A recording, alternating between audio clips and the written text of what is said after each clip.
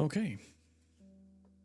So, for the sake of the recording, because I will have to repeat myself, Kingdom Society, Chapter 26, is called Internship Day. The year is 2049. We're still on planet Earth. We have moved 6 months later, and just as a refresher, I thought we were... I know we're on a new planet, but I also thought we had moved forward in time. We have not. When Zylok took the kids and escaped many, many chapters ago, it was to planet Earth. But the time is still the same time, if that makes sense. Or at least that's how I'm told that it is what it is. It's a bit complicated. Because technically, if you're going to jump planets, you really are changing time. Because, like, if you think about the sun is 9 minutes away if you track it in light speed. So it's 9 light speed minutes away. That's how long it takes for the sun radiation, the heat, to get here. So if they moved planets, they technically also moved in time. Not to get all technical. So that bit's still a bit confusing to me, but from what I'm told, we're not in a different time. We are just on a different planet. Planet Earth. So, anyway, getting back to the story. We're at 6 months later, and the Brown residence, Bozeman, Montana.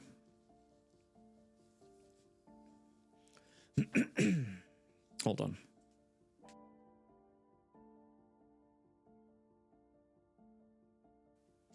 Okay. Eliath finished securing his special black and red striped tie. His father had gotten it for him for his birthday, and he was proud to wear it for the first day of his internship at Zane Technologies. He pulled his hair back into a tight ponytail and stared at his ocean blue eyes. It felt as though he didn't even know himself. He'd changed so much in a short time. His face adorned a neat red beard, and he'd grown to be 6 feet 8 inches tall. He smiled at himself as he turned around. I look fresh. Maybe I'll meet a girl at the internship. He put a finger to his chin and daydreamed until hearing his mother's voice. He rushed out of the bathroom and down the stairs. The smell of bacon, biscuits, gravy, and eggs filled his nose, and he nearly drooled on his suit. He ran into the dining room and hugged his mother from behind, kissing her on the cheek. Morning, Mom. Breakfast looks great. Kelly smiled and offered him a plate of biscuits and gravy with hash browns, bacon, and eggs. You look very handsome, sweetheart. Doesn't he, honey? She looked at Stephen lovingly.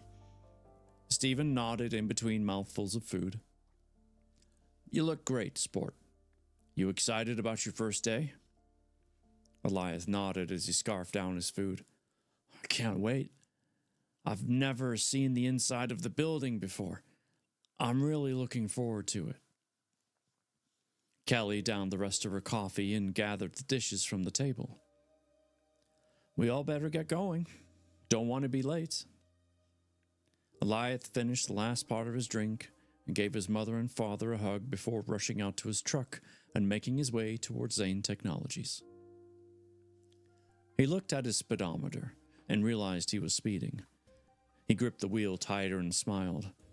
I can't wait to meet everyone. He pulled into the front of the lot, seeing it from a distance. He never had grasped the sheer size of the place. His watch read 7:55 in the morning. He wiped a bead of sweat from his forehead and let out a relaxing breath. Phew. I made it in time, thank the gods. He chuckled for a second until realizing what he'd said. Why did I say that? They're all going... there I go, talking all medieval again. Pull yourself together, man. No acting like a jackwagon today. Approaching the front entrance, he noticed a colossal statue at the front. It reminded him of that Roman warrior sculptures looked like in the movies, and it brought a grin to his face. Underneath the plaque read, CEO Ezra Zane. Wow, Ezra, making a giant statue of himself. Ego inflation much? Eliath's head struck him with pain. He nearly collapsed to the ground. As he got to his feet, he saw an image of a younger blonde-haired man come across his vision. What is wrong with me? These last 6 months have been so weird. Why do I keep seeing things that aren't in my life? But I feel like they are. Once inside the common room, he felt as though he were a little kid in a candy shop. Crowds of busy people swarmed in various directions down the wide glass-paned hallways. Hundreds of flat-screen monitors played welcome videos showing off the vast array of technology, weapons, toys, and magic bullet pills that Zane Technologies offered. Eliath laughed at the idea of magic powers. Like it actually works. Magic isn't real, only in the movies. He continued staring at the monitors as he moved and bumped into someone. He cursed as he dropped to the floor and started picking up the fallen papers. I'm so sorry. I wasn't looking where I was going. It's okay. His ears perked at the sound of the voice. He looked up and found a familiar girl. He stood excitedly and handed her the papers. Kayla? I haven't seen you since martial arts class. What are you doing here? I'm one of the tour guides. Kayla smiled warmly, her different colored eyes sparkling. Are you here for the internship? Eliath stared into her eyes and drooled. Dad said this could be my future wife. Maybe I'm destined to be with her, like Anakin was with Padme. Except for going evil and trying to choke her part. Kayla waved her hand back and forth. Hello? Are you alive in there? What's going on in that brain of yours? Eliath chuckled nervously and scratched his head. You'll have to forgive me in advance. I'm kind of an idiot. But yes, to answer your question, I'm here for the internship. Well, maybe you'll be in my group. She walked toward the stairs. And I don't think you're an idiot. Just a little excited, maybe. Eliath walked alongside her. So wait, how old are you? 17, she said. And they're already letting you lead tours? You must be amazing at your job. Eliath stared at her with an obnoxious grin.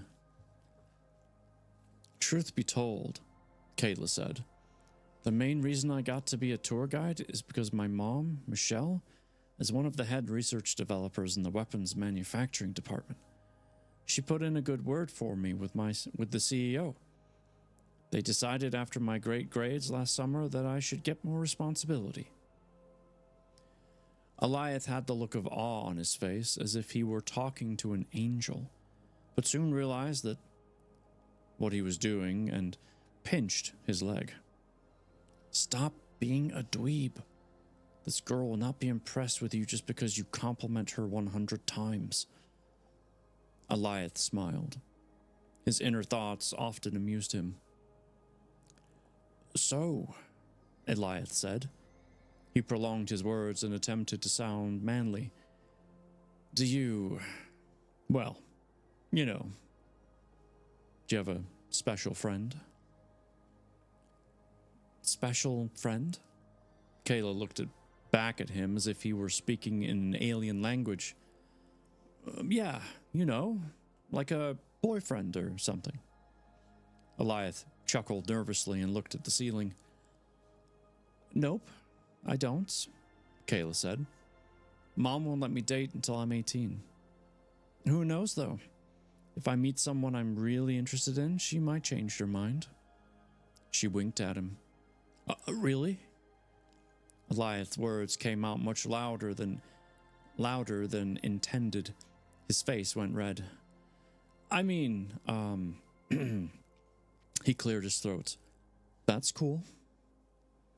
Kayla giggled and snorted. Her face went red, and she looked away for a second, but eventually returned her gaze.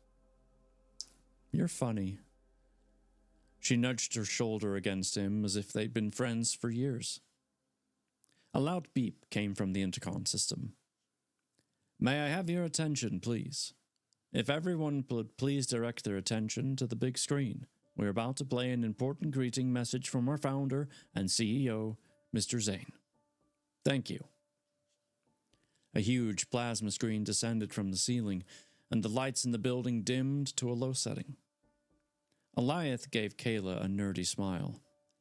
He looked as though he were about to watch a premiere movie at the theater. Intense introduction music played as blue and green neon lights shot up from the floor. This is going to be awesome. Hello, everyone, and welcome to Zane Technologies. I and the rest of my staff are so pleased and excited that you could join us today at our newest location in Bozeman, Montana. We here at Zane Technologies have been the innovative leaders in technology, weapons manufacturing, magic toys.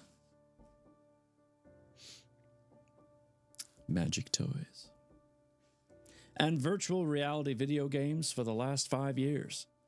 And I'm so proud that you have joined us. I'm pleased to announce that our new Magic Bullet pill just finished testing and will be available to the public in the next month. Also, our time travel technology is entering testing with the military and a few select subjects. I'm proud to welcome you to Zane Technologies. I hope you find your journey enlightening and productive. I will be stopping by the facility next week to meet all of you. If you have questions, please ask your tour guides. Best of luck. And once again, welcome to Zane Technologies, where the future is now. Did we start in a pissed off voice? Damn it, Gemma, we did not. I am so sorry. Well, now I'm just mad. Eliath scratched his head. Why do I feel like I know that guy? I've seen his face in my dreams. Something isn't right with me. Kayla patted him on the shoulder. Come on, I'll take you to your lecture hall. Professor Gray came here today. It should be a wonderful speech. I hate lectures. Eliath looked at her with questioning eyes. Is Professor Gray that whack job from Virginia who says magic is real? Kayla laughed and nodded. Yeah, but he's a genius. She stopped at a pair of double doors at the end of the hall and motioned him inside. He followed and sat next to her. The auditorium was jam full of people. They all seemed to be around Eliath's age or younger. He laughed and nudged Kayla. Are we in a room full of nerds? She smirked at him. I'm pretty sure anyone here is a nerd. You included, nerd. A tall man with black hair and spectacles walked onto the stage, and the lights narrowed on him. He tapped the microphone and held out his hands. Welcome, everyone. I'm Professor Ian Gray. Thank you for coming out today. Jerks. How'd I do? You're the first person to redeem that, by the way.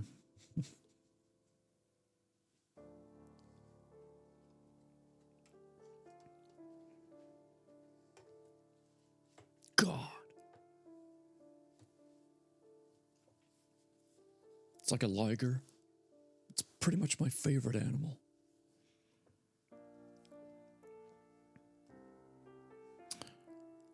Eliath stirred in his seat. He felt uncomfortable yet again, as if he knew the man. He'd never met him before, but it was becoming a recurring theme for him. This day has got to be the weirdest day I've ever had in my life, Eliath thought, perplexed. Too many coincidences are happening in one day. You liked it? Oh, good. Because it was just an idea I thought I'd try. But I'm glad it worked. Now, I know today will be a lot for you to take in, and you may feel overwhelmed. But I assure you our staff here is for you and will help you with any questions, comments, and concerns you may stumble upon today. Professor Ian said. I'm going to read your names off my list. When you hear your name, you will go with your assigned tour guide. We will start with those of you in Jeremy's group, followed by Sean, Lindsay, and then Kayla. Kayla beamed with pride, and Eliath gave her a thumbs up. It didn't take long before Eliath heard his name called. Well, looks like I got you as my guide. This should be fun. Thank you for all... wait, that's Ian. Thank you for all your patience while listening for your assigned groups. Professor Ian said as he screamed, as he scanned the crowd with a smile on his face. For those of you in Kayla's tour group, you get to have me as well. Eliath noticed the panic on Kayla's face. Is this normal? Like, does he normally join one of the tour groups and go out with you through the facility? No, Kayla whispered back sharply, as if she were annoyed by the question. Eliath dropped his head and looked away. I'm sorry, Kayla said, putting her hand on Eliath's shoulder gently. It's just, this is my first time as a tour guide, and I thought I would have at least gotten to do it by myself to show how far I've come, if that makes sense. Oh, yeah, I know what you mean, he said. But hey, look on the bright side. You get to have someone who runs the time travel department in your group. You never know. We might get to see the cool toys they have in there. Eliath tapped his foot excitedly. Mad Locust. Howdy. Oh, I just realized part of the puzzle is being chopped off.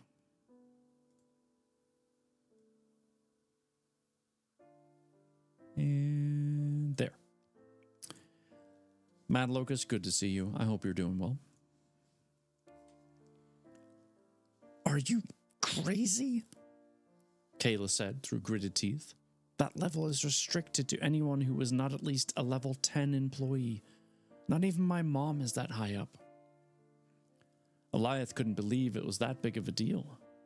It's time travel, dude. It's a very big deal. Anyway, he planned on seeing the restricted level no matter what anyone said. He was eager to see the entire building, inside and out. And, of course, he couldn't wait to talk with Kayla more. He slumped back in his seat and waited impatiently. A few moments later, everyone gathered into their groups. 19 other students came to Eliath and Kayla, followed by Professor Gray. You ready for the tour, lad? Ian asked Eliath with a twinkle in his eye. Been lurking since you were playing Once Human? I've been playing The First Descendant. I'm totally addicted to the game. Oh, nice. Well, thank you for the lurk. Yeah, Once Human is a lot of fun. I'm enjoying it a lot.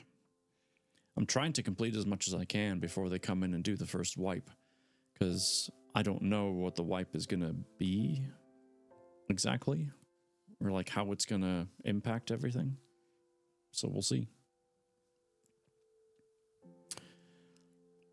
Eliath tried to forget the weird feeling in his stomach and clasped his hands together. Yeah, I'm excited. Can't wait to see all the cool weapons. He tilted his head and put a finger to his chin. Have we met before, sir? Ian opened his eyes wide and grunted. I'm sure we probably have. In another life. He bumbled with laughter. Eliath scoffed and moved up towards the front of the group to get close to Kayla. But as he looked back, he saw Professor Ian looking at him with focused eyes and swore he heard the name Eliath whispered loudly in his mind. Now that is just creepy, he thought to himself. I think I might need to get my head looked at. I have it downloaded, but if I start, I will probably stop playing First Descendant, so I'm waiting. Yeah, that's probably true. Eliath pushed the thoughts away and waited for Kayla to begin the tour. And there we have a break in the story. And since there's a break, one thing I will say, Mad Locust, is that your server selection matters. Not just because it's PvE or PvP, but whichever server you start in, unless they update this, if you try and switch servers, you're starting over. Your character does not come with you. You can change worlds within your server. There's 10 worlds. That's no problem. But you can't change servers. And that stinks. Because there are tons of people that I'd like to play with on that game, but I can't because we're all on different servers. So I'm really hoping when they do some updates that they change that. Anyway, break in the story. 15 minutes later, Eliath stared through a glass panel at a line of weapons. He couldn't decide which one he found to be the most interesting. Before he could enjoy his thoughts any further, Ian Gray came up to him and put a hand on his shoulder. So, lad, which one do you like the most? Eliath put a finger to his beard and scratched, then pointed to a long-barreled gun. That one. The disintegrator. Looks like something out of Halo. Ian waved his hand back and forth. Please, anything but that. Eliath threw up his hands. You asked. What's wrong with choosing that one? Ian sighed. That weapon is called the disintegrator for a reason. It's not to be taken lightly. It was designed for war. I'm sorry, aren't all weapons designed for war? Technically. I know there's hunting weapons, but even they can be used for war if needed. Anyway, moving on. The weapon has 5 levels. You can choose to take one limb, or you can choose to shoot someone in the chest and turn them into particles of dust. He paused and his jaw clenched. On level 5, you can hit someone in the chest or forehead and decide how long it takes for their body to crumble. That's why it's so dangerous. Eliath's pulse quickened. He wiped sweat away from his collar and moved away from the weapon. Maybe it's not so great after all. But surely there are some cool weapons that aren't as bad, right? Of course, Ian bellowed delightfully. There is one in particular I think you would love. He pointed a few feet down to where a few other students were pursuing. Those, right there. Eliath rushed up and narrowed his eyes. Energy gauntlets. He looked at Ian excitedly. What can those do? They look awesome. Ian rubbed his hands together and explained. I actually designed them myself. When you put on the energy gauntlets, it allows you to control the molecules in the air around you, and form weapons, objects, anything you can think of. You can even use energy attacks like lightning, fire, water, and other cool things. I designed them for our super soldier program, but it didn't end up taking off like we expected. However, They are wonderful tools. Eliath thought of what it would be like to have them. I could be like Captain America or Iron Man if I had these. He gave a thumbs up to Ian. How old does someone have to be in order to purchase these? The age is set at 18, Ian said. Dang, I would have loved to have these now. Ian clicked his teeth. Easy, lad. Don't wish yourself older so easily. You'll have your day in the sun eventually. I'm sorry, someone can just buy these? Like from the gun store? Your ammosurplus.com? Okay. Eliath wanted to hug the professor, and he didn't know why. He felt completely different about the man from simply spending time with him. He clenched his fist excitedly. How long have you been working here? Ian looked back and forth for a moment. Well, I started working at the headquarters building 6 years ago. It feels like just yesterday. He made sure no one was listening before continuing. I have to take off, lad. I've got another appointment I need to make, but I'll see you again very soon. He stroked his jaw. How would you like to come see my House of Science this weekend? Eliath shrugged.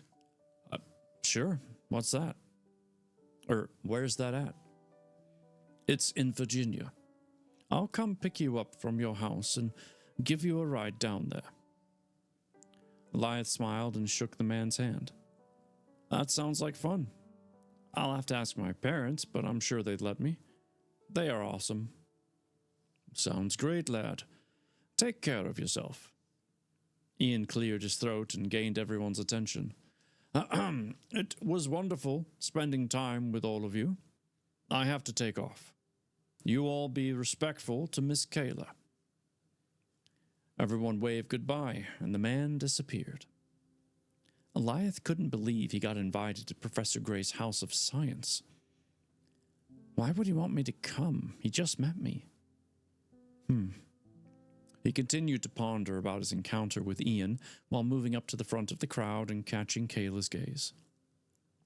There you are, she said. She motioned excitedly for him to come closer. I thought we lost you there for a moment. It seems like Ian took a liking to you. What did he have to say? You didn't get yourself in trouble already, did you? She winked. Eliath laughed nervously and his face went red. What's next on the tour? We're going to see where they make the magic bullets. You excited? Eliath shrugged. I guess. I don't really believe in all that magic mumbo-jumbo, but I still find it interesting. Kayla led them down the hall and stopped in the next walkway. She gestured toward the glass where a large factory room sat. Lines of belts moved along. Countless men and women in white lab coats took small bottles off and put them into large bins. This is where the magic happens. She giggled and twirled her fingers around each other. They make thousands of the pills every day. The bad pills get destroyed, and the good ones get moved to the laboratory where they are used on willing test subjects. Any questions? Multiple hands shot up in the air. One girl asked if there were any permanent side effects, while another boy asked what kind of powers the person would get. Kayla twirled her fingers faster and looked back and forth quickly. As with anything new, there's always the potential for things to go wrong. So far, the worst things reported were mild headaches and bloodshot eyes. As for powers, there are many. They've reported super strength, laser eyes, flight, mind control, and even raising the dead. Those are just some of the ones I've heard of. Everyone fell silent and looked shocked. Eliath broke the silence. Raise the dead, huh? That seems a little far-fetched, don't you think? I don't know if I believe it either. I'm just going off the reports. But you could always try one of the pills when you turn 18 and see what happens. Eliath followed behind Kayla as she continued. The last part of the tour passed quickly. When lunchtime came, he ignored his food and thought about the magic bullets, energy gauntlets, and his possible trip to Ian's House of Science. When the end of the day approached, Eliath found himself walking Kayla to her car. He smiled once they arrived and shook her hand. You were a great guide. I had a lot of fun. Kayla blushed and got into her front seat. Thank you. I'll see you tomorrow, right? Eliath nodded. Before walking away, he raised a hand. Hey, do you like, ramen? Kayla stared at him with a blank face. Yeah, it's pretty good. Why? Would you like to go get some with me? Now? Eliath shrugged and looked away. Or tomorrow or next week. Doesn't have to be any time in particular. I just thought. She opened a passenger door and smiled. Get in, dork. I know a great place in town. He waited until he was behind her car to throw an excited fist in the air. He couldn't believe she agreed. Smiling, he jumped into her car. Things are starting to look up. And that was the end of chapter 26. A thought occurred to me. I'm kicking myself because I can't remember the name of the movie. However, I remember watching a movie on Netflix where there were these people that had powers. People that could lift extremely heavy things. They had, like, one guy who was one of the main characters could do stuff with electricity. But they all came from these outlawed pills that you could buy from, well, your street dealers, basically. And they had all kinds of different police units. This was like futuristic stuff. And they would, like, arrest people if they were caught using powers and stuff like that.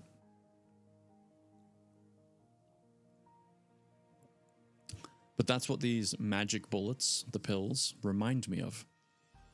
Because in the movie, anyone that took one didn't know what they would get as a power. Some people got nothing. Some people died. Like, they would just get so much power that they would just, like, explode or something. So yeah. It kind of reminds me of that. Although I don't think anyone could raise someone from the dead in the movie. But all the other stuff, like flying and being really strong or mind reading and all that stuff, there was one character where she couldn't technically heal the other person, but she could take their pain and absorb it and deal with it herself. So, for example, if you, like, the guy in the movie had a cut. You can't see my arm. He had a cut on his arm from a knife. She healed him, or at least he thought she healed him. And she's like, no, not exactly. And then she showed him her arm, and the exact spot where he had been cut, she was now cut. Sounds like a really sucky gift, to be honest. But all of this magic pill stuff reminds me of that movie. I just can't remember what it's called. It may not even be there anymore, but either way. Good stuff.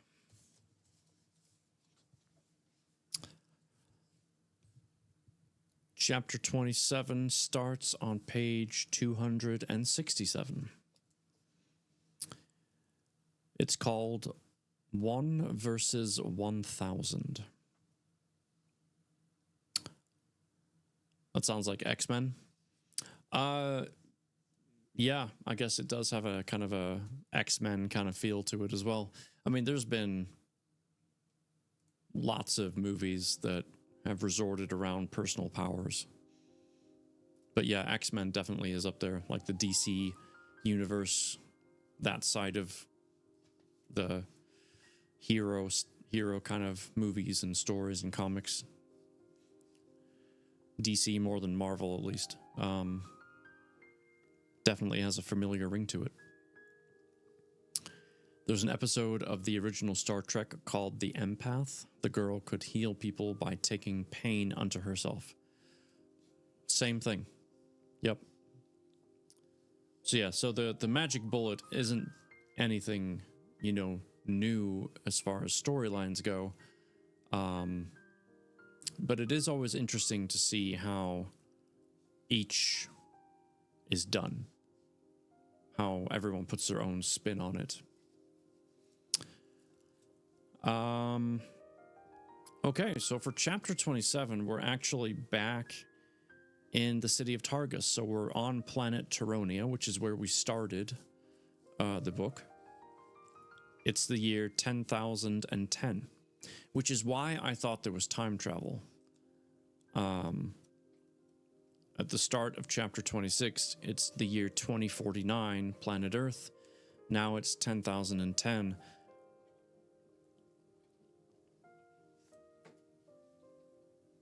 Okay, I heard my dog making a noise. Just checking. He's fine. That's why I thought there was time travel. But here's what doesn't make sense to me. And I'm going to need to reach out either to the author or to the friend that suggested the book. Ovarian Barbarian is her stream name. Very cool individual, by the way. If we haven't really traveled in time, why is the year so different? In 2049 on planet Earth, we are still using modern day stuff like trucks and moving around, but there's very advanced technology like these bullet pills and all these different weapons like the disintegrator. But on planet Tyronia, it's 8,000 or so years later. They're using magic, but everything else seems to be very medieval. I mean, even Eliath in this last chapter said, oh, stop talking, like he was talking to himself in his head, like saying, stop sounding medieval, you're gonna freak people out. Because the vibe of Targus is medieval in some ways, in some respects. Like describing how they were going to the market and the things that they were buying. They never drove anywhere. They didn't teleport anywhere. They didn't fly in drones or something. It was all kind of old school, if you will, like not advanced. But they're in the year 10,000. Planet Earth is 2049. So it just doesn't quite click in my head as to why. Time runs differently on different planets? Maybe. And maybe that's all there is to it. But the problem I'm having in my brain is that there's nothing that explains it. Not that I'm not saying this is a bad book or a bad story. I'm enjoying the story. I'm just sometimes confused on how things are supposed to be. And sometimes it feels like there's just one missing piece that helps connect the dots. That's all. So the years and the different planets and the time traveling. I mean, if we're really not time traveling, why are they building a time traveling machine? Why is it not a world hopper? Through door number 1 is Tyronia. Through door number 2 is planet Earth. Like, if it's not time traveling, but it's just world traveling, you know what I mean? It's confusing my brain. Anyway, time travel always seems to mess with my head.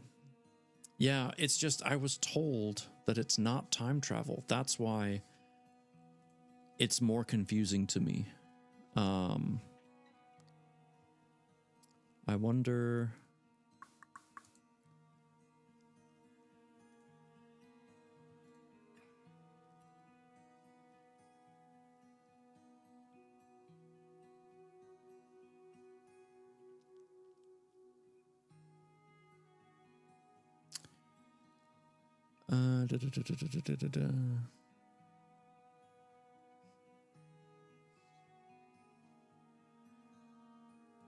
Yeah, I don't know. I'll have to look at it. I'm not going to waste too much time on it right now, but again, just a little confusing. I'm going to need to kind of get some direction so it makes sense in my brain. But anyway, chapter 27. Planet Tyronia, year 10,010, city of Targus. Zolron strolled through the castle halls. See, castles, medieval. Frustration crept in as he walked past Meridian's chamber. He wished he could destroy her and every other soul in Targus and be done with everything. Luckily, his brain remained quiet today, with no memories of his old life coming through. I only need 500 more followers to absorb, and I'll be unstoppable. Not every Ararian will be able to stop me, or not even Arion will be able to stop me. As he massaged his head, a loud boom came from ahead, and billows of fire shot into the air. He rushed to the courtyard and froze. A group of men holding swords, daggers, and shields, and other various weapons stood in formation. One of the men moved forward and pointed. Release Queen Meridian and the rest of Targus, or die. Zolron smirked and formed 2 swords in the air.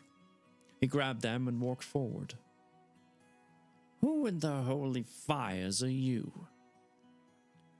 I am Brower of Balthagar. I am Brower of the Balthagar Assassins. Well, Brower, I'm not releasing anyone. I'll happily kill the lot of you, though. I've been itching for a good bloodbath.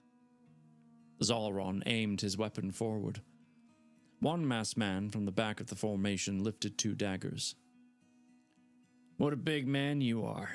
You're going to fight us with dark magic. Zolron cocked his head, and his words vanished. And his swords vanished. I swear I can read. He put his hood up and pulled up a black face mask from his neck, pulling it over his nose. I don't need magic to fight you. He ran forward at lightning speed and grabbed the first man by the throat. He slammed him into the ground and dug his hand into the assassin's throat. Pulling hard, he yanked out the larynx and dropped the bloody tissue on the ground. The warrior screamed and charged forward. Zolron dodged and weaved the various attacks. Flashes of a younger man with the short black beard and red-haired woman came across his vision, but he ignored it. A slicing dagger came in front of him. He ducked, grabbed the blade, and turned it around on the attacker. He shoved it into the man's throat, then kicked him into the ground.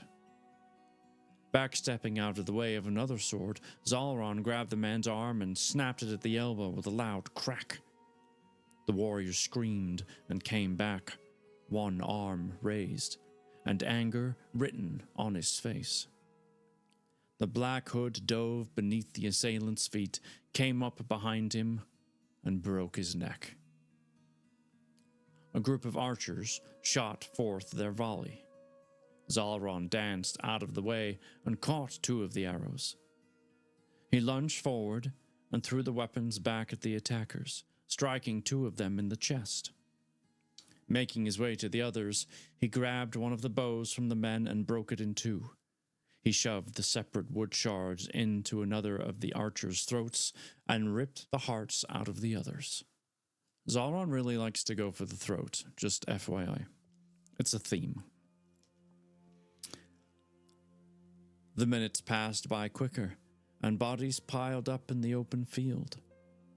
The dark green grass turned black from drinking the blood of the fallen, and the Black Hood cackled with excitement. I feel like a younger man. All of you fools must have forgotten that I was once an assassin. You're all pathetic. A man holding a blade rushed forward.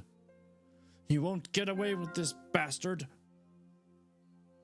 Zalron rushed forward and shoved his hand into the man's chest. He smiled as he reached around for the heart. Wet, sloshing noises came as he removed the organ and tossed it to the ground. Oh, I think I will. The heart's a muscle. I mean, I guess it's both. It's an organ and a muscle. Anyway. He grabbed the fallen warrior's blade and added a charge of lightning around it, then tossed it. It soared quickly and pierced straight through a line of 3 men. With holes in their chests, they fell to the ground with blank expressions. More blood decorated the ground, and the air became foul with the stench of dead corpses. Zalron eyed the remaining group of assassins and stalked toward them. They turned and ran for the forest. The Black Hood leapt in the air and came down on the fleeing assassins, breaking 2 of their backs and decapitating 2 more of them before touching the ground. He eyed his prey with a sickening smile. Only 2 of you left. What will you do? Zalron laughed and tossed a dagger, striking one of the warriors in the throat. With only 1 remaining, he rushed forward and tackled the man. The Black Hood straddled him and released consecutive punches on the assassin's face. He punched repeatedly until the man's face caved in. Even then, Zalron continued throwing powerful strikes, screaming louder as he did so. You filthy insects! You dare come to my domain and attempt to take away my victims! I am Lord Zalron, and you are nothing. He raised his fist up and threw it down with everything he had. The ground shook from the force of the attack, and a sickening splatter sounded as the assassin's face flattened. Brain matter and blood shot out and showered Zalron. He took multiple deep breaths and collapsed to the ground beside the corpse. A whimpering cry came from a few yards away. One of the warriors still lived. The Black Hood got up and went to the man. He grabbed his neck and pulled him up. Who sent you? Answer me honestly, and I'll make your death quick. The God King, Kairos Zane. Zalron squeezed in a fit of anger, and the man's head popped off his shoulders and fell to the ground. That bastard wants to play games with me? Fine. Time to pay him a visit. Suddenly, a horrifying pain took over his senses, and he dropped to the ground, his vision slowly faded to black. Break in the story. It seems like the only thing that hurts this guy is his own head mind manifestations.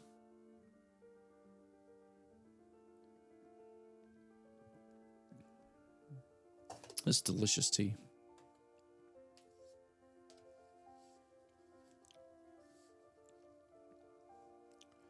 Zalron opened his eyes to another one of his memories. He watched intently as everything unfolded. "Who are you? What do you want?"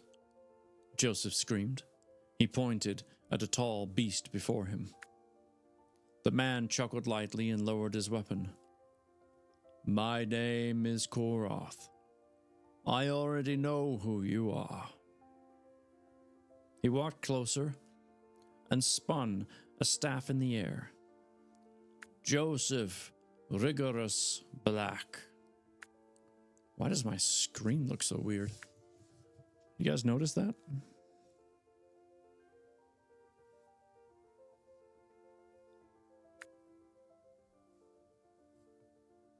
Whoa, there we go. That was weird. It's like the green screen effect stopped working. Anyway, my master wants you on the Dark Council. You are exactly what he needs to fulfill his conquest. Joseph spat and came a few steps closer. "Why would I ever join you? You come threaten my home and family, and you think I'd come work for you?" King Callan stood quickly and aimed his hands at Korath, loosing streaking lines of crimson lightning. Korath dodged easily and aimed his long staff at him. At the tip, a pink gem burned brightly, and then long, silver spikes protruded from Charon's body, leaving him as nothing more than a pile of meaty chunks. The evil man brought his staff back down and looked at Joseph.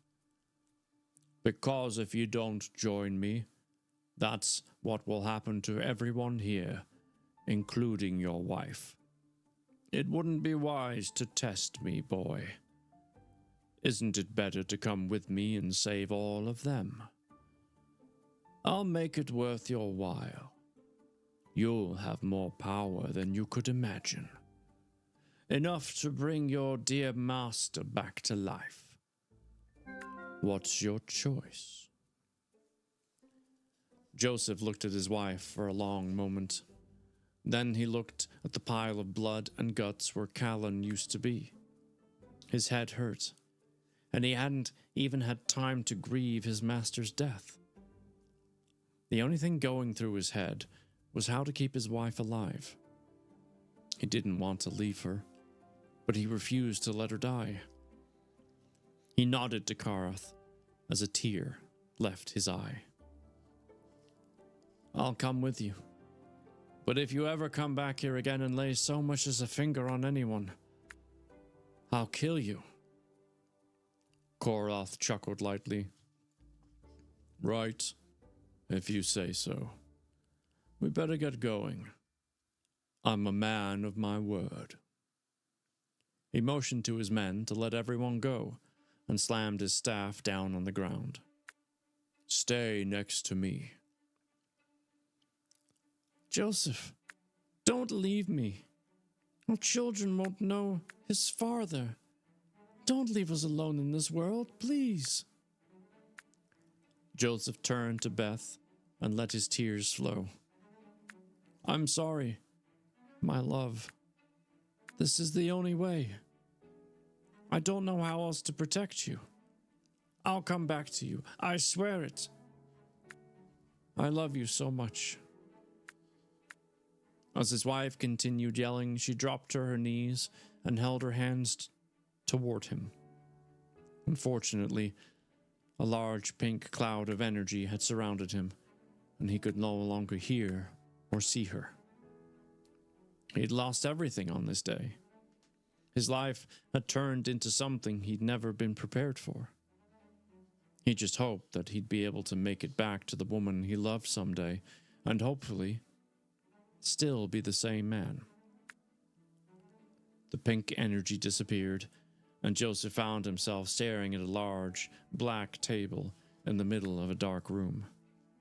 At the end of the table, a large dragon statue sat with a glowing, multicolored stone. Korath motioned for him to take a seat. "Welcome, Joseph Black," Korath smiled. "Welcome to the Dark Council of Lord Malice."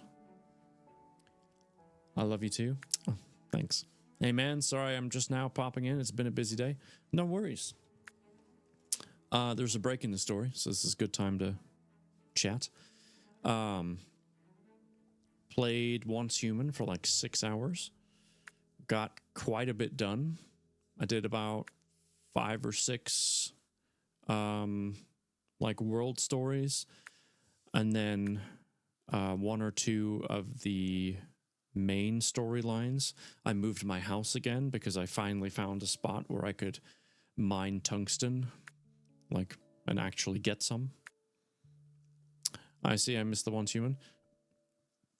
There'll be other days. Trust me.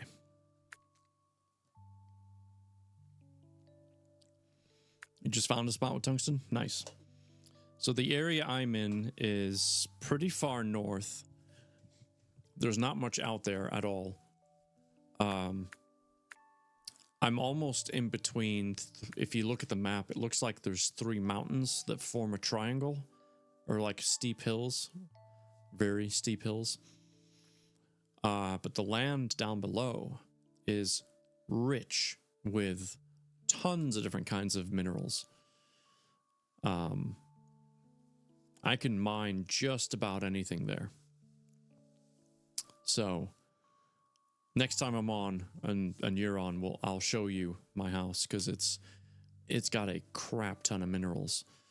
The only downside is there is nothing else around me. So if I needed to go and do something, I have to fast travel. Otherwise, it's going to be a long ass ride. Because I am in the middle of nowhere. But if it gets me the materials I need, worth it.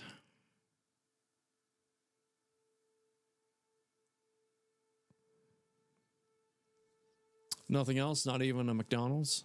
Definitely not a McDonald's. I haven't even seen any deer or goats or rabbits or nothing. Like, it's just cactus trees and other small trees and lots of different rock types.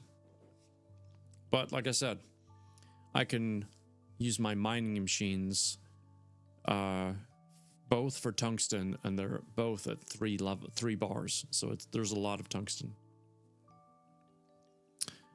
No, you're good. It was a break in the story, and I love chatting with my pals, so it's been a long stream though. Been a long stream. It's my first ever 8-hour stream. But it's a good celebration.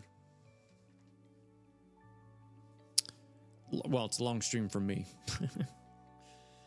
Right. Zalron opened his eyes and sat up. Red mist hovered in the air, and 1,000 corpses surrounded him. Damn memories. I wish they would all disappear. He shakily got to his feet and aimed his hands outward. Drawing energy from the earth, he sent forth 1,000 strands of purple lightning and attached them to the dead. The bodies shook and vibrated violently. Zalron yanked backward and pulled their soul energy out and called it to himself. The energy pounded his body, and after absorbing everything, he grew 2 inches taller, and his muscles increased in size. He pulled down his hood and removed his face mask, then phased to Vasilius. Time to teach this fool a lesson he will never forget.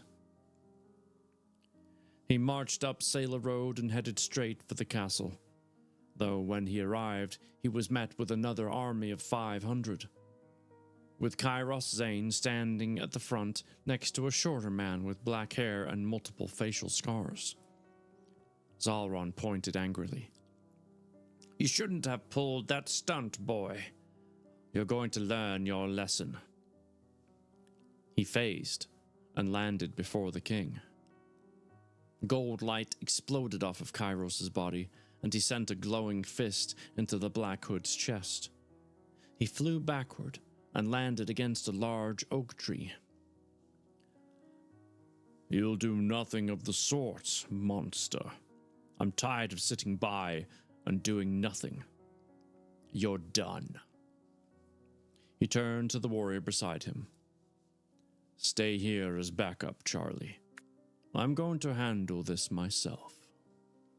Charlie nodded. "I'll be here."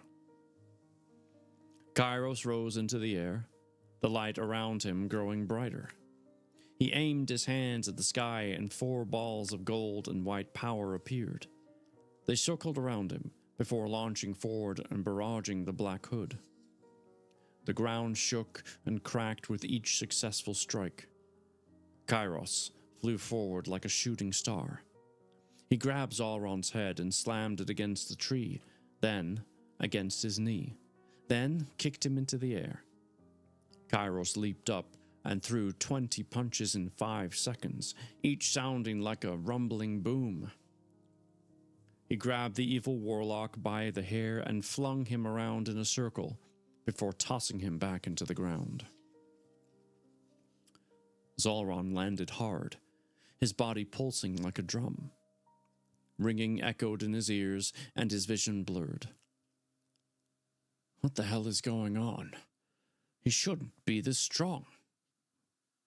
Kairos soared down and stomped his foot onto the Black Hood's chest.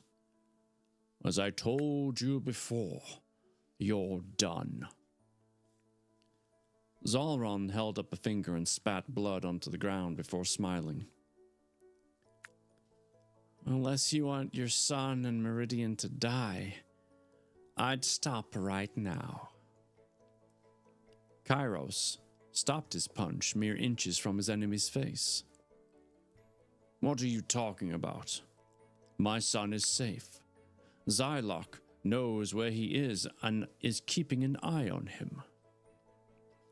"Ah, yes, Zylok Grey. I'm sure the old man thinks he has a plan, but I'm one step ahead." Zalron pushed himself to his feet and wiped the blood from his face. "You see, before I sent your son to the future, I broke off a little piece of my crystal and put it into his body." He held up his necklace and revealed the glimmering rock. Over time, it broke into tiny pieces and latched onto his skin. Whenever he gets scared or can't decide about something, my crystals take over his mind and forces him to do unspeakable things. You could say he has a little of my power.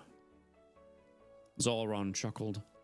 "All I have to do is snap my fingers and I can take everything from him and control every move he makes. Or I could simply kill him. As for Meridian, well, I put a death curse on her. If you kill me, she also dies." Kairos stumbled backward, lips trembling. "You're sick. How could you?" Zalron stalked toward him and clicked his teeth. "That's your problem, Kairos. You let family, love, and emotions get in the way of fulfilling your destiny. I don't have that problem. That's why you will always lose. Don't worry, though. I'm not going to kill you. I have something much better in store." Charlie rushed forward and stopped next to Kairos. "Are you okay, my friend?" "Oh, how sweet. And Who might you be? Zalron asked. Charlie glared at him and spat. King Charlie, Whitehall of Bathlegar. Wonderful. You can suffer with Kairos. He aimed his hand and released a wall of purple energy, trapping both men in a ball. This is what you get for interfering with things you shouldn't have. Zalron rushed toward the group of 500 warriors. Oh boy. And again, we have another break in the story.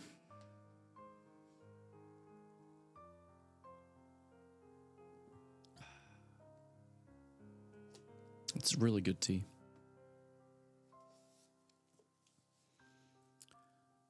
Kairos gritted his teeth and sobbed as he watched his and Charlie's people get shredded limb from limb. He pounded his fist against the energy barrier. You bastard! Stop killing them! Zalron turned around and held out his hands. But why would I do that? I'm having so much fun. He tilted his head. Fine. I won't do anything from here on out. He pointed at the charging warriors.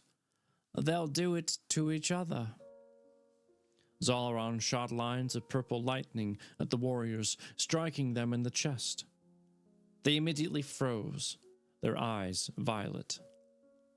Now, you can enjoy the carnage. Never come back to Targus, Kairos. Your time to die will be soon. Just not today. Ice, fire, lightning, and other various magic flew through the air. Kairos continued slamming his fist against the barrier. What do we do, Charlie? I don't know, old friend. I don't know how to get out of this prison. We'll have to hope Zylok can get to us before we starve. Zylok was right about everything from the start, Kairos said. We should be using darkness to beat these monsters. Maybe none of this would be happening if I would have listened to him all those years ago. Kairos put a hand on his friend's shoulder as the group of mindless warriors tore each other to shreds. Ice, fire, lightning, and other various magic flew through the air. When everything settled, all that remained were chunks of ice, stone, and blood. Every one of them was dead. Kairos looked at Charlie with rage in his eyes. You and I will take this time to mourn. And then we're coming up with a plan on our own. We can't rely on the fact Zylok might get to us in time. Are you with me? His friend nodded, and Kairos sat down on the ground and prayed. He prayed for all the fallen, and that the gods would bring him his son.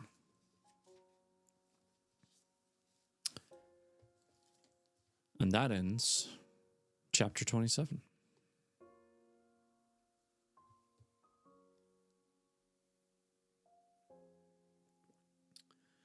Boy.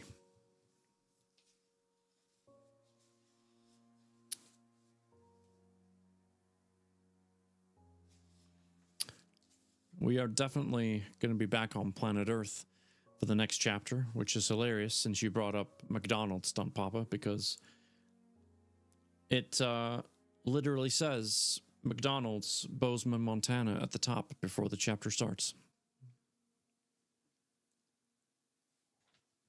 So that's funny. Slightly ironic.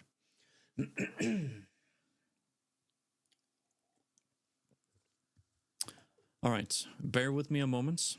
I need to put some of my food that I had earlier into the fridge, and then we'll read one more chapter. So I will be right back.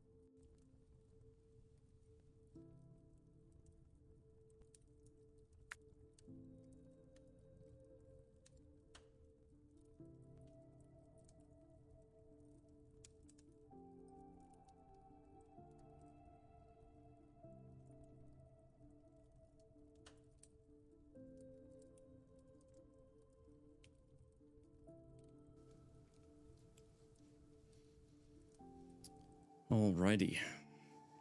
So, I just walked into the living room to put the little table back that had my food on it. And I'm not going to lie. I really need to do the cat litter. Or change the cat litter, I should say. Holy buckets. Not great. Yeah. Not great at all.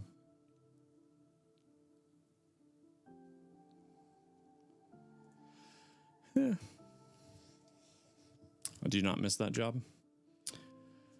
Yeah, there's certainly other things I wouldn't mind doing. Or, prefer more than that, I guess, if I had to choose. It doesn't take long, but God, does it stink. So after stream, guess what I'm doing?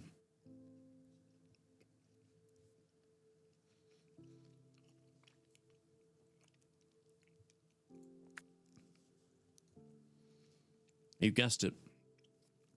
Getting rid of the cat. Okay.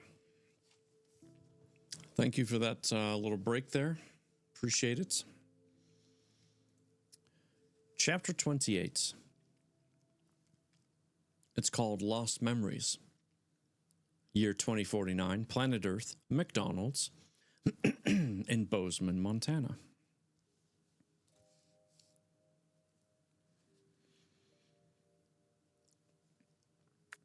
Eliath slurped the remainder of his drink down and smiled across the table at Kayla. I can't believe you went out with me. Again. I must be the luckiest guy in the galaxy. Kayla laughed and took a bite of her fries. You always talk like you're in a fantasy or science fiction movie. It's cute. But I think you might watch too much television. Eliath shook his head and finished his chicken sandwich. You can never watch too many movies.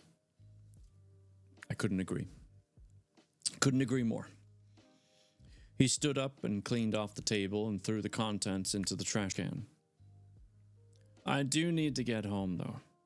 I'm getting ready to head to Virginia to see Professor Ian's House of Science.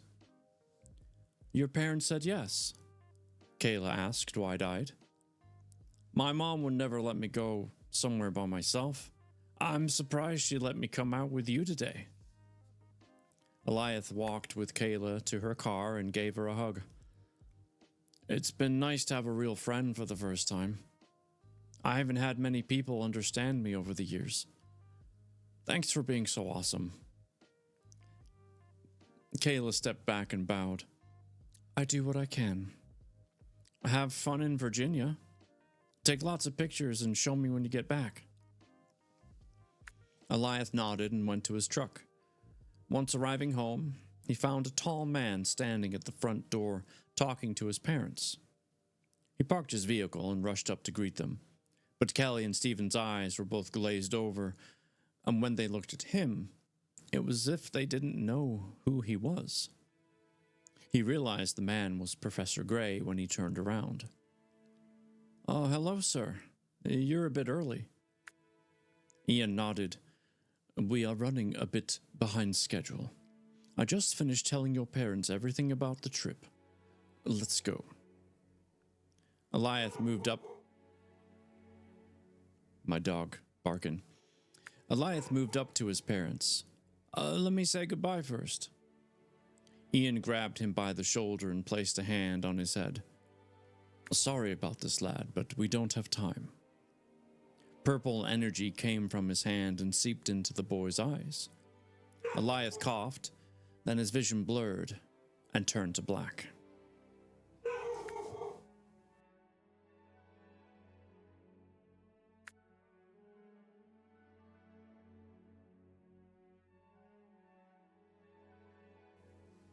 Not sure what's going on with the dog.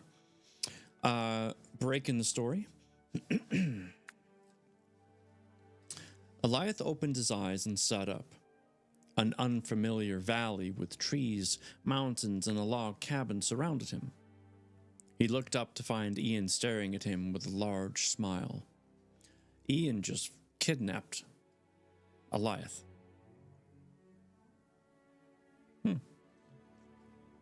Sorry about that, lad. I didn't want to give your memories to you with people around. I thought it would be better out here. Ian spun around quickly, and his appearance changed. Alioth looked at the man before him and dropped his mouth. A tall man with long silver hair, a long beard, and old purple garment stood with a large smile. Who are you, really? He asked. Getting to his feet, he backed away from the stranger and put his hands up. I know martial arts, old man, and I'm not afraid to use them. You'll understand everything in a few minutes. Alioth turned and ran. Dirt and grass kicked up behind him. Ian appeared in front of him and placed a hand on his head. Memories restored, the old man said. Alioth stopped and fell to the ground.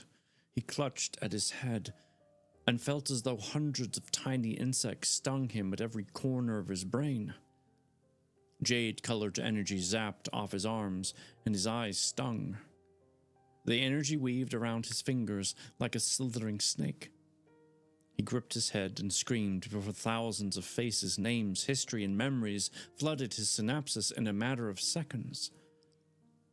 He attempted to stand, but instead released a powerful wave of energy that flowed out to the mountains. He sliced through the top of the rock, and it sent a large piece hurtling to the ground, landing with an earth-rattling boom. Once everything in his brain calmed down, he looked back at the man in front of him and ran at him. He raised an angry fist. Xyloch! He socked him in the face and sent the old man tumbling to the ground. How could you do this to me and Sindral? He grabbed the old man's shirt and pulled him up. We lost 8 years of our lives. And for what? Why did you do it? He sobbed and fell into Xyloch's arms. Xyloch stroked his hair and rocked him back and forth. It's okay, young master. I've wanted to give you your memories back to you every day for the last 8 years. Every time I saw you with your foster parents, at school, in martial arts class, it didn't matter. It took everything I had not to do this earlier.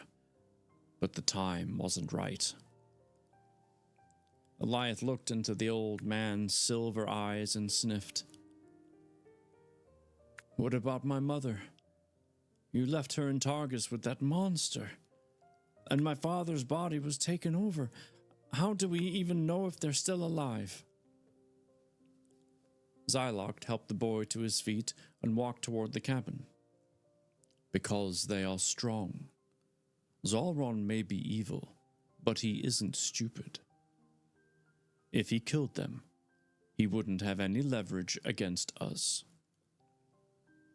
Alioth nodded and wiped tears from his eyes. I still don't know how to feel about all this. I lived a completely different life. What about my foster parents? I didn't even get to say goodbye. He stopped and stared at the mountains. Why did you take away our memories, old man? Why didn't you keep us with you? Xyloch wiped a tear from his eye. You were young, and you just witnessed your mother struck down by Zalron, who was in possession of your father's body. How do you think you would explain that to an 8-year-old child? The wizard took a deep breath. As for why I didn't keep you with me, well, that's a bit more complicated. Let's just say I didn't want you to be witness to some of the things I had to do, and I wanted to keep you safe from your cousin. Alioth crossed his arms and sighed. I understand why you... Wait, what? Suddenly, his understanding of everything clicked into place. Why is Ezra here? I couldn't figure out why I knew the name Ezra Zane when I didn't have my memories, but now it all makes sense. Zylok nodded, and his lips tightened. Ezra is being controlled by Zolron. I don't know all the specifics, but I know for certain we need to save him. He's been amassing large groups of people and sending them through a portal back to our planet. Alioth held up a hand and stepped closer to the wizard. Our planet? Are you saying we didn't time travel? Zylok shook his head and grinned. No, lad. We went to planet Earth. I don't know how it happened. Something clearly got messed up when I created my original time travel device, and it ended up sending us to another world. It's actually pretty rad, as the kids would say. So is that our explanation? He meant to make a time travel machine, which is why he calls it a time travel machine that's on his wrist. But because it's a prototype, it messed up. And instead of traveling in time, he just went to a different planet. Is that our explanation here? I'm assuming at this point. Elias's face softened and he laughed. Did you just say rad? For real, old man? Honestly, sometimes it's really hard to stay mad at you. He followed the old man into the cabin and took a seat by the fire. Newspapers lined the walls. A large, flat-screen television sat on the far wall playing the television show Doctor Who, and a pot of coffee boiled on the counter. He smiled as he realized Zylok had been working hard, trying to figure everything out. He never gives up. I hope I can maintain that same motivation throughout my life. Zylok brought over 2 cups of coffee and sat down. Here's the plan, lad. We're going to stop by Zane Technologies in Bozeman and grab a couple of tools that I need, and after that, we're going to get your sister. And then we're off the Vasilius to meet up with your uncle. Alioth took a sip of the hot beverage. What about Ezra, though? You should have stopped him from sending back innocent people, right? Why didn't you simply reveal yourself to him and save him? Zylok sighed and leaned back in his chair. That's a long story. Shorter version is I needed to maintain my cover at Zane Technologies to continue building the planetary portal device, as well as some other things that I can tell you about later. Also, I didn't want to take the chance of Zolron killing Kairos or anyone else. If Ezra is taking orders from the beast, I'm sure the minute he decided to change his mind, bad things would happen. I've already witnessed it on one occasion. He grabbed a piece of bread from the table and chewed on it. Well, there are so many things I want to tell you that I can't. Secrets of the universe and all. Oh, it sucks being me sometimes. He mumbled with laughter and slapped the boy on the back. Alioth coughed and spit coffee from his mouth. I guess it's time for you to train me then. If you think I'm going to stand by while you fight Zolron, you're wrong. I haven't practiced magic in 8 years. But I've been trained in martial arts, so that should help a bit. I highly doubt that. He cracked his neck and finished his drink. What about my foster parents? I didn't even get to say goodbye. Zylok lit a pipe and smiled. I took care of that for you and wiped their memories of ever having known you. It's easier this way. They wouldn't have understood anything about your situation, or the fact we're from a different planet. Alioth turned his head slowly, and his eyebrows twitched. You did what, old bat? How could you do that to them? Just when I was starting to forgive you, too. Zylok grunted and blew out a cloud of smoke. Don't be such a degenerate, boy. How would you have explained everything to them? Do you think it would have been any easier for them knowing they were still going to lose you one way or the other? Eliath released an irritated grunt. Let's just get on with your plan and get to my sister. The door opened and Corey walked through. Hello, young master. It's good to see you. I've missed you so much. He hugged the boy. Eliath tilted his head. Corey? It's been a long time. I almost didn't recognize you. Yes, indeed. He turned to Zylok. We better get a move on. I just saw Ezra getting ready to leave headquarters to go to the Bozeman facility. Zylok nodded and held out his hands to both of them. Come on then, let's get a move on. Eliath took the old man's hand and let out a deep breath as everything turned into a swirl of colors. I miss this. I can't believe I thought magic wasn't real when I lived as an Adam Brown. How pitiful. He realized after phasing that they landed in Sign Zane Technologies. He followed the wizard and Corey with a quickened pace. Are we going to the restricted levels?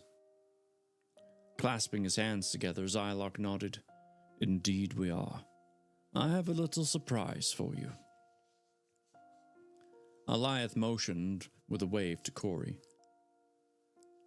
What have you been up to all these years? I've been doing my best to keep that old craven from losing his mind and turning into a crazy person. Eliath laughed and put his arms around Corey. He's already crazy.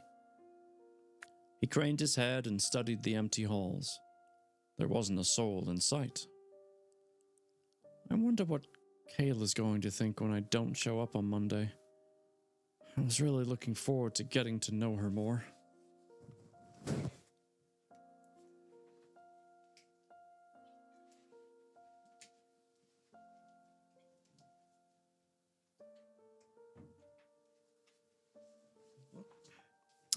Sorry about that.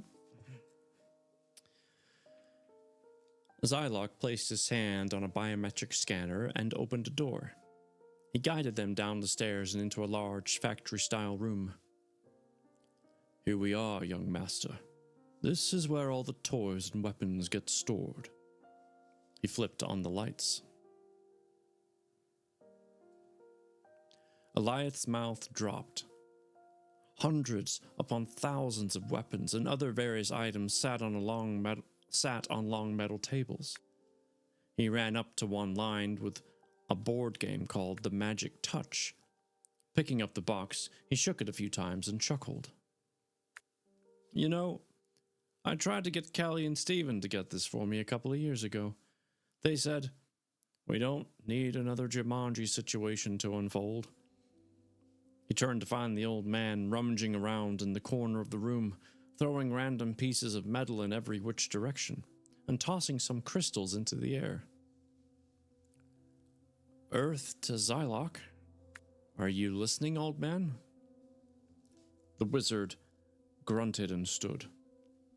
Walking over with a purpose, he held out his hands and revealed a pair of energy gauntlets. Here, lad. These are for you.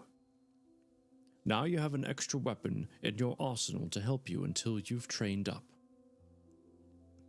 Eliath took the weapons and studied them meticulously. A huge grin flashed across his face, and he put them on. They fit perfectly on his colossal forearms. He narrowed his vision and studied a small circle compartment at the topmost position of the objects. He pointed to it. What's this thing for? Zylok reached into a large onyx bag on his waist. A large onyx bag on his waist and handed him 2 jade crystals. Take the lids off and put these inside. Then, clench your fists. Eliath did as instructed.